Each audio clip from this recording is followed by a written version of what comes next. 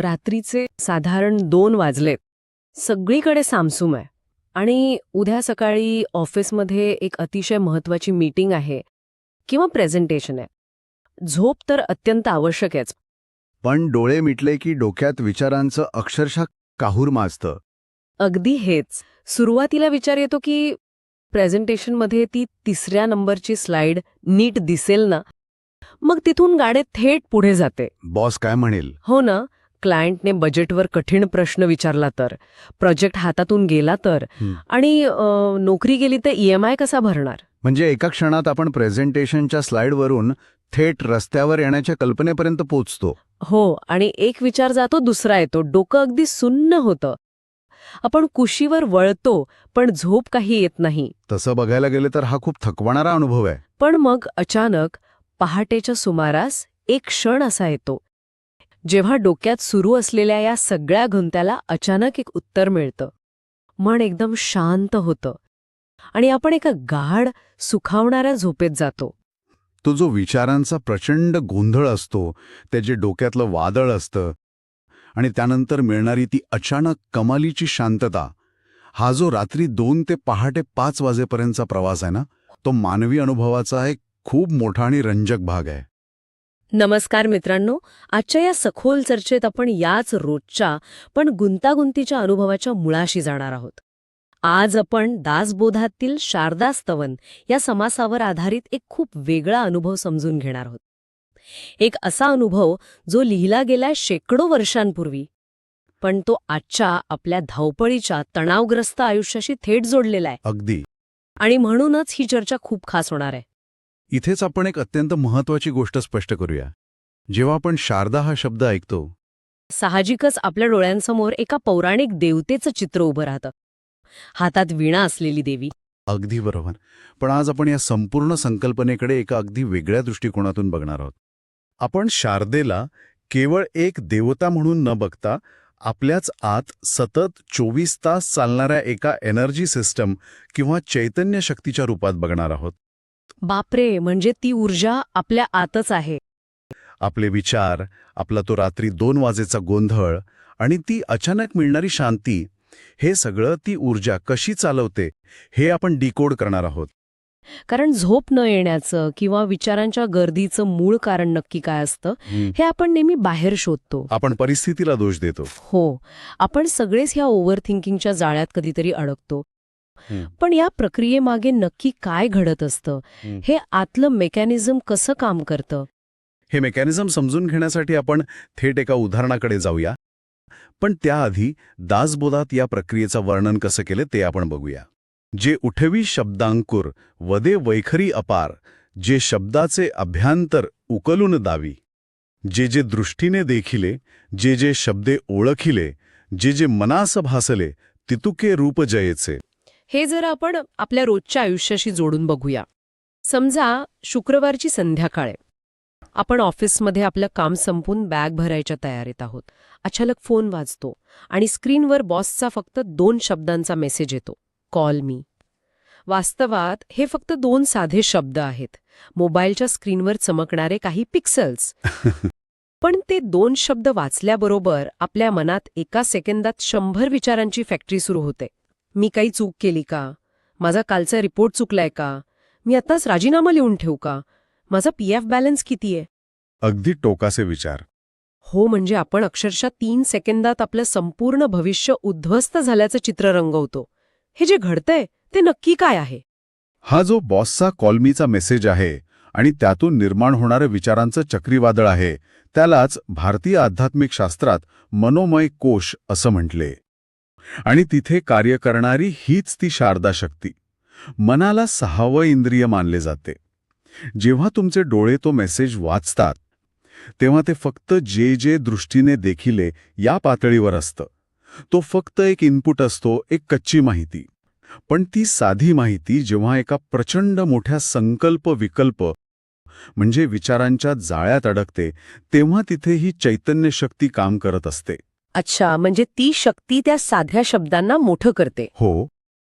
बाह्य जगाकडून आलेली माहिती आणि तिचं तुमच्या वैयक्तिक भीती, असुरक्षितता किंवा मानसिक संस्कारांमध्ये रूपांतर करणारी हीच ती शक्ती आहे. म्हणजे थोडक्यात सांगायचं तर आपला मेंदू एखाद्या कम्प्युटरसारखा आहे. बॉसचा मेसेज म्हणजे एक छोटंसं फाईल क्लिक करणं आणि त्यामुळे आपल्या डोक्याचा पूर्ण रॅम ओव्हरलोड होतो. क्या बात आहे, अगदी अचूक उदाहरण दिलंत. आणि हा जो रॅम ओव्हरलोड होतोय ती ऊर्जा म्हणजेच मनोमय कोशातील शारदा शक्ती. हो, ती शक्ती त्या असीम चैतन्याला एका विचारांच्या चौकटीत, त्या रॅममध्ये आणून बसवते. त्यामुळेच आपण हे व्यावहारिक जग समजू शकतो. पण ह्याच प्रक्रियेत आपण अडकतो सुद्धा ना. जेव्हा आपण त्या विचारांवरून नियंत्रण गमावतो तेव्हा आपण ओव्हर थिंकिंगच्या जाळ्यात अडकतो. पण थांबा, इथे मला एक मोठा प्रश्न पडतोय. विचारा. तुम्ही मगाशी म्हणालात की ही शारदा शक्ती म्हणजे एक शुद्ध ईश्वरी ऊर्जा आहे, एक अत्यंत पवित्र चैतन्य आहे. हो, मूळ रूपात ती तशीच आहे. मग जर ही ऊर्जा इतकी शुद्ध आहे तर ती मला इतकं प्रचंड राग का आणते किंवा मला भीती का वाटते? कारण राग आल्यावर माझं शरीर अगदी वेगळंच वागायला लागतं. जर ऊर्जा शुद्ध आहे तर तिचा परिणाम असा नकारात्मक कसा असू शकतो? हा अत्यंत महत्वाचा आणि विचार करायला लावणारा मुद्दा आहे. आणि इथेच आपण त्या 84 तत्वांची संकल्पना समजून घेतली पाहिजे. 84 तत्व? हो. आपल्या भारतीय तत्वज्ञानानुसार आपलं शरीर आणि अस्तित्व हे 84 तत्वांनी बनलेलं आहे. यात पंचमहाभूते, ज्ञानेंद्रिये, कर्मेंद्रिये, मन, बुद्धी, अहंकार अशा अनेक घटकांचा समावेश होतो. अच्छा, म्हणजे हे आपलं आतलं हार्डवेअर आहे. बरोबर. हे सगळं मिळून एक हार्डवेअर तयार होतं. आता होतं काय की ही जी चैतन्य शक्ती आहे ती मुळात शुद्ध विजेसारखी आहे, इलेक्ट्रिसिटी.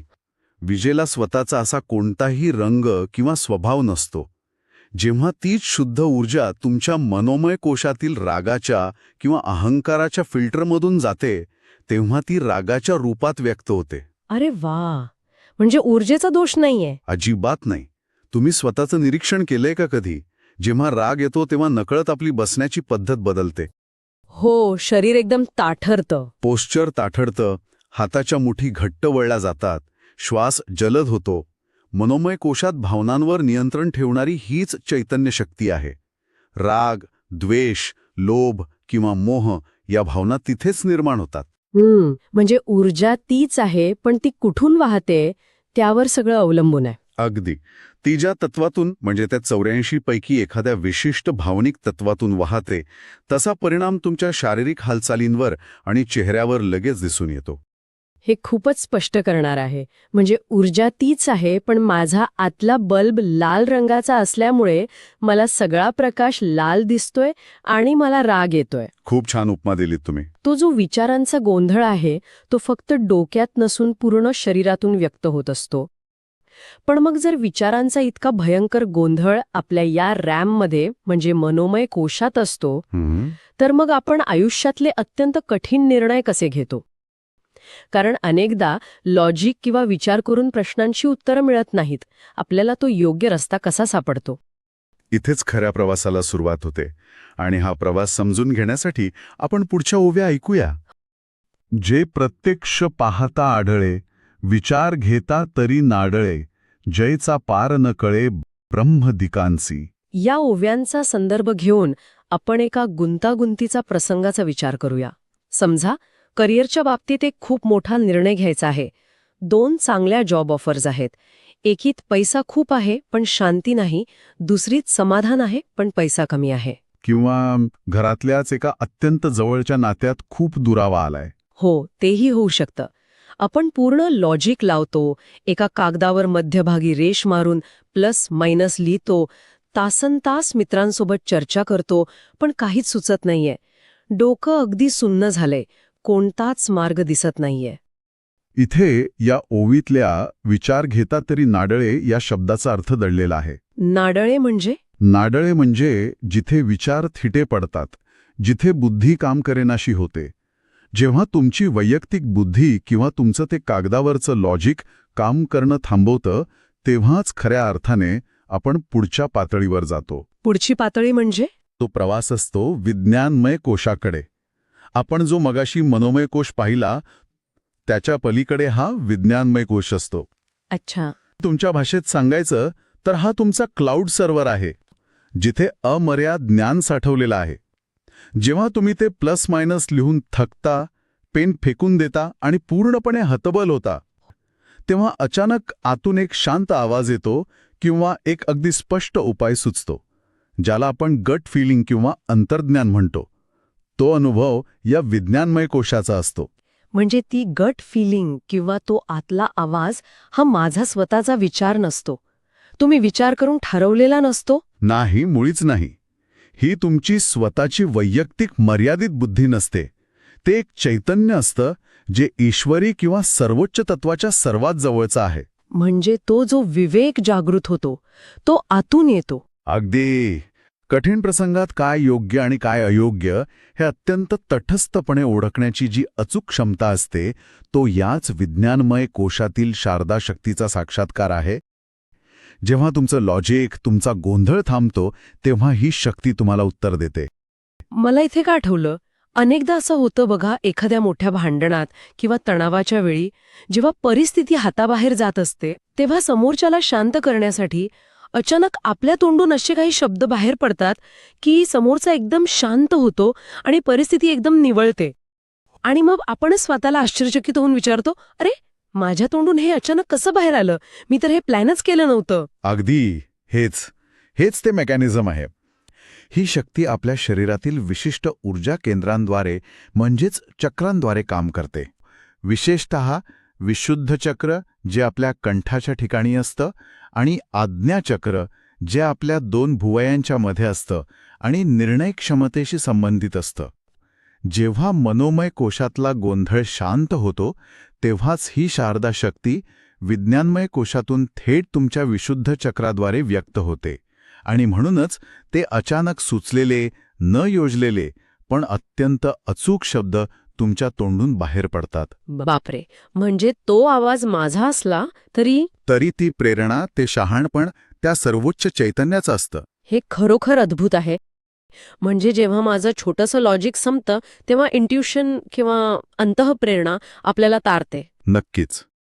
पण मग मला सांगा, एकदा का तो योग्य निर्णय घेतला किंवा तो गुंता सुटला की आपल्याला जो एक कमालीचा हलकेपणा जाणवतो तो कुठून येतो? कारण तो अनुभव फक्त टेन्शन गेलं बाबा एवढा वरवरचा नसतो. तो एक खूप खोल, आतून भरणारा आनंदाचा अनुभव असतो. ज्ञानाकडून या सर्वोच्च आनंदाकडे कसा प्रवास होतो? यासाठी आपण या समासातील शेवटच्या काही ओव्यांमधले शब्द अनुभवूया. हे शब्द त्या अवस्थेचं अचूक वर्णन करतात, जे परमार्थाचे मूळ, नांत्री सद्विद्याची केवळ, निवांत, निर्मळ, निश्चल स्वरूप स्थिती. निवांत, निर्मळ, निश्चळ. किती सुंदर शब्द आहेत हे. आपण याला एका प्रसंगातून बघूया. एक अतिशय शांत आणि भावुक प्रसंग डोळ्यासमोर आणूया. नक्की. सुट्टीचा दिवस आहे, कोणतंही काम नाहीये, मोबाईल दुसऱ्या खोलीत पडलाय, आपण गॅलरीत उभे आहोत आणि बाहेर फक्त पाऊस पडतोय. क्या बात आहे. आपण फक्त तो पाऊस बघत आहोत. किंवा आपल्या लहान मुलाला गाढ शांत झोपलेलं बघतानाचा तो क्षण. त्या एका क्षणात डोक्यात एकही विचार नसतो, शून्यता असते. ती आतून पूर्णपणे भरलेली असते. तिथे ना कालच्या प्रेझेंटेशनची काळजी असते, ना उद्याच्या EMIची चिंता. तो जो क्षण तुम्ही वर्णन केलात ना, त्यालाच आनंदमय कोश म्हटलंय. आणि यामागे एक अत्यंत सुंदर तत्व काम करत असतं, ज्याला आकाश तत्व म्हणतात. आकाश तत्व? ते कसं काम करतं? आता आकाश तत्व म्हणजे काय? तुमच्या आत एक पोकळी आहे, एक अवकाश आहे, ज्याला आपण मन किंवा जाणीव म्हणतो. आणि बाहेर एक अनंत, अथांग अवकाश आहे, ज्याला महाआकाश म्हणतात. जसे एका बंद खोलीतली हवा आणि बाहेरची हवा एकच असते, पण भिंतींमुळे ती वेगळी वाटते. जेव्हा आपण निसर्गाची भव्यता पाहतो, पाऊस बघतो किंवा मुलाकडे बघताना निस्वार्थ प्रेमाचा अनुभव घेतो, तेव्हा आपल्या आतल्या विचारांच्या भिंती अचानक गळून पडतात. त्या क्षणी तुमचं आतलं आकाश तत्व या ब्रह्मांडाच्या महाआकाशाशी एकरूप होतं. तिथे कोणताही द्वैतभाव उरत नाही. द्वैतभाव म्हणजे मी वेगळी आणि जग वेगळं हे संपतं? अगदी बरोबर. मी वेगळा आणि पाऊस वेगळा हा भावच संपून जातो. ही ती अवस्था आहे जिथे ही शक्ती निरांजना रूपात असते. निरांजना म्हणजे कोणतीही मलिनता नसलेलं सर्वोच्च शुद्ध स्वरूप. जिथे फक्त आणि फक्त अस्तित्व असतं. बापरे, म्हणजे माझा रॅम, माझा क्लाउड सर्व्हर सगळं काही एका क्षणासाठी बंद होतो आणि मी फक्त असते. निवांत, निर्मळ, निश्चळ या शब्दांसारखंच. पण हा अनुभव आपल्याला रोजच्या जगण्यात कुठे मिळतो? कारण आपण कायम गॅलरीत उभे राहून पाऊस तर बघू शकत नाही, किंवा कायम तो शून्यतेचा अनुभव जागृत अवस्थेत घेऊ शकत नाही. इथेच तर सगळ्यात मोठं रहस्य दडलंय. याच आनंदमय कोशाचा अनुभव आपण रोज घेतो, अगदी दररोज, फक्त आपल्याला त्याची जाणीव नसते. कसं काय? आपण सुरुवातीला जे रात्री 2 वाजेचं उदाहरण घेतलं होतं, त्याच्या शेवटी काय होतं? आपण एका गाढ झोपेत जातो. ती रात्रीची गाढ झोप आठवा, डीप स्लीप, ज्या झोपेत आपल्याला साधं स्वप्नही पडत नाही. आपण कोण आहोत, आपलं नाव काय आहे, आपला बॉस कोण आहे, हे सगळं आपण विसरतो. आणि सकाळी उठल्यावर आपण एकदम ताजेतवाने होऊन उठतो. ती रिफ्रेश करणारी ऊर्जा कुठून येते?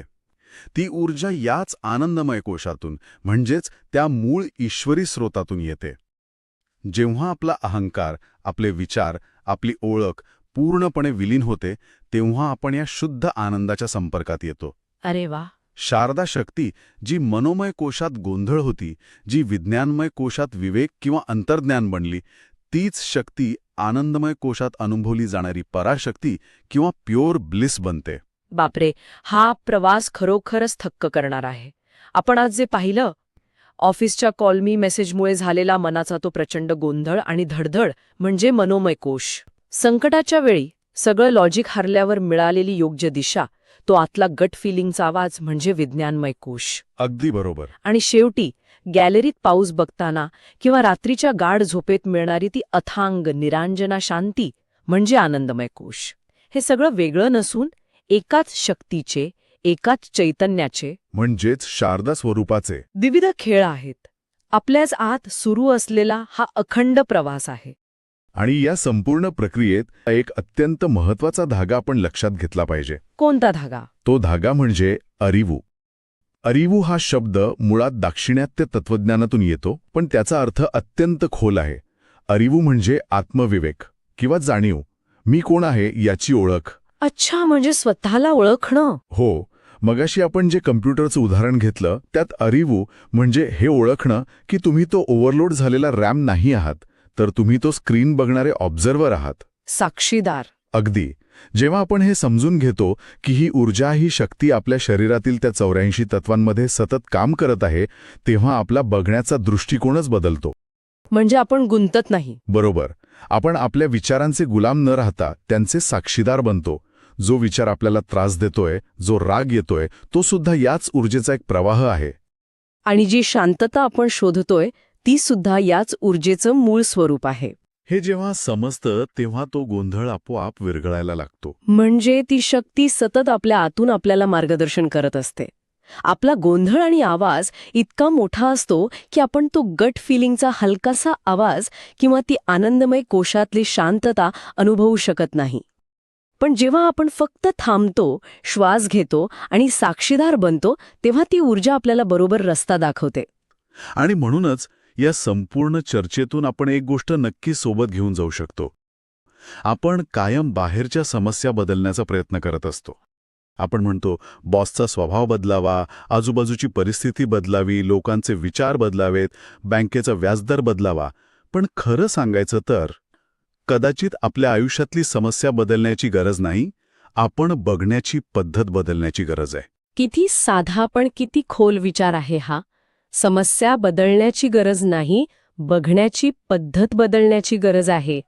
बाहेरचं जग कसंही असलं, कितीही गोंधळाचं असलं, तरी आपल्या आतल्या विज्ञानमय आणि आनंदमय कोशापर्यंत पोहोचण्याचा रस्ता नेहमीच आपल्याकडे आहे.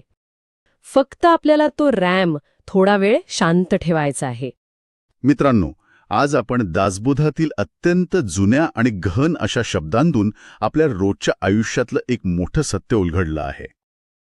हा अनुभव, ही चैतन्याची शक्ती स्वतःच्या आत शोधण्याचा नक्की प्रयत्न करा. तुमच्या रोजच्या जगण्यात, ऑफिसच्या मीटिंगमध्ये किंवा रात्री झोपताना या शक्तीचा साक्षीदार होऊन अनुभव घ्यायला तुम्हाला नक्कीच आवडेल. आजच्या या सखोल चर्चेतून आपण इथेच रजा घेत आहोत. पुन्हा भेटूया अशाच एका नव्या विचार करायला लावणाऱ्या अनुभवासोबत. धन्यवाद. धन्यवाद.